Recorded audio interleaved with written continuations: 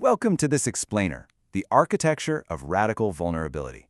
We're diving straight into this incredibly atmospheric, grim dark fable that maps out the complete psychological breakdown of the human ego. It's a mythic journey, really, using philosophy and philology to explore what happens when we're forced to strip away our armor and actually confront who we are beneath it all. We start our story looking down from the zenith, right through the eyes of the all-seeing star of high time. And this quote just perfectly sets that heavy, claustrophobic tone. The star is looking down from the distant heavens, but it's not seeing heroes. It sees two lost individuals, calling them ghosts haunting their own lives. These characters are desperately seeking these unreachable, celestial heights. But as we'll soon see, they're really just hiding behind hollow social rituals. So, at the threshold of a narrow alley, we run into the illusion of external grandeur. This is where we find our main archetypes, the Knight of Reason and the Priest. Out in the world, they are completely trapped in this illusion, casting these long shadows from monumental temples that were basically built just to mask a terrifying internal emptiness. They're like iron ghosts, clutching the ridiculous heavy weights of their own status and aggressively defending a realm they literally cannot even feel. But then enter Willinaire, the Jester. He is the disruptive catalyst of our story, the true architect of this inverted journey. You know, usually in social hierarchies, you look up to find the sacred, right? Well, the Jester subverts that entirely. Instead of pointing the knight and the priest toward golden spires or vast distances, he redirects them downwards. He actually tricks their egos into descending into this suffocating, cold 6x4 stone room, using pure absurdity to dismantle their metaphorical armor. Now, before they even enter that cell, the Jester stoops down and plucks a wild lily right from the grid. He holds it up to the light, his bells completely silent, and introduces this flower as the honest guest. And this is the core contrast of our fable. Think about it. You've got the iron ghosts, the knight and priest, wearing masks for a stage, hiding behind clanking steel and ceremonial silence. And then you have the honest guest. The lily has an unarmored stem. It doesn't care about unreachable heights. It knows the dirt is the only altar that actually matters. Section 1. The Parables of the Honest Witness, descending into the 6x4 cell. Let's break this down by looking at the 5 parables of the lily through the eyes of the honest witness. First up is the rooted ache. The lily isn't looking to the distant sky for purpose. It anchors its truth in the dark soil, which perfectly mirrors that genuine ache in our bones we usually try to ignore. Then, the petal's vulness. A tear in the petal isn't a flaw, it reveals the wound, which is the true holy meeting place for the living. Third is the unarmored stem.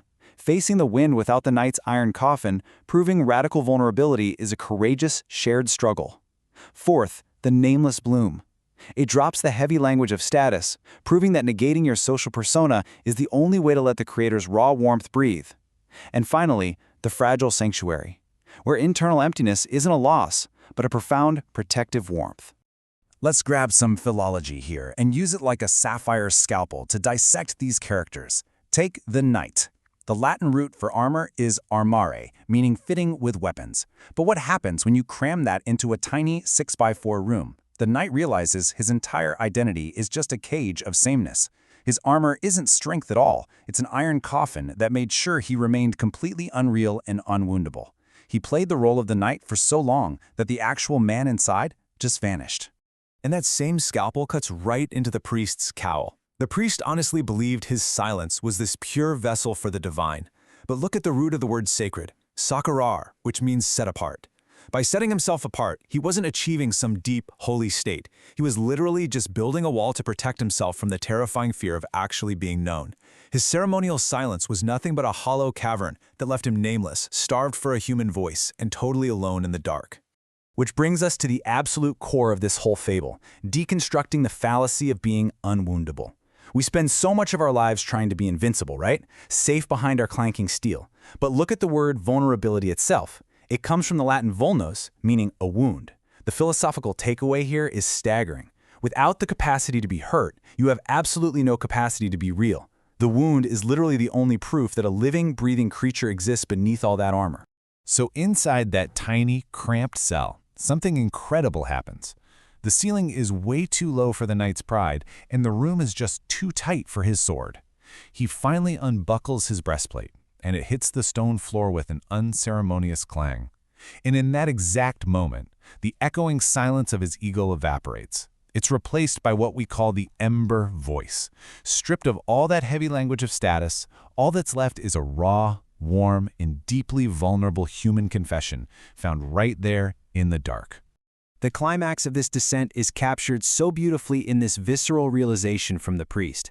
He reaches out, his fingers literally trembling near the lily in the candlelight, and accepts that his wall of sacred silence has finally crumbled. He realizes that their mutual failure is actually the only true intersection of the human and the holy. Because if he can't be real through the wound, if he can't connect through that shared struggle, then his spirit remains nothing but a ghost trapped in a cage of sameness. Section 2. Emptiness as protective warmth. The body as sanctuary. Stripped of all their performative robes in this tiny cell, our characters finally learn what genuine living actually requires. It's all about an empowering shedding of weight, the deliberate reduction of both physical and psychological distractions until only the true thing remains. Those grand external quests, they just dissolve. You have to accept the physical ache in your bones as a sort of breathing scripture. Emptiness stops being this terrifying void you have to run from, and instead, the body itself becomes the ultimate sanctuary. Looking at this psychological journey from hollow rituals to genuine living, the contrast is just stark. The knight trades his external grandeur and armor for the ache in the bones. The priest trades his satyr, superego, for the ember voice. And the jester and the lily? They are the vital catalysts here, forcing these men to abandon their illusions for radical vulnerability. It's a complete transition from performing on a stage to actually sitting down in the dirt, entirely unguarded, with another human being. We'll end today with a haunting reflection drawn directly from this dark fable. We all build monumental temples in our own lives, right? We all have our clanking steel. So, I challenge you to examine your own cage of sameness. Ask yourself, what metaphorical armor are you wearing to defend a realm you cannot feel? Maybe it's time to let that armor hit the floor with an unceremonious clang and finally step into the radical vulnerability of the honest guest.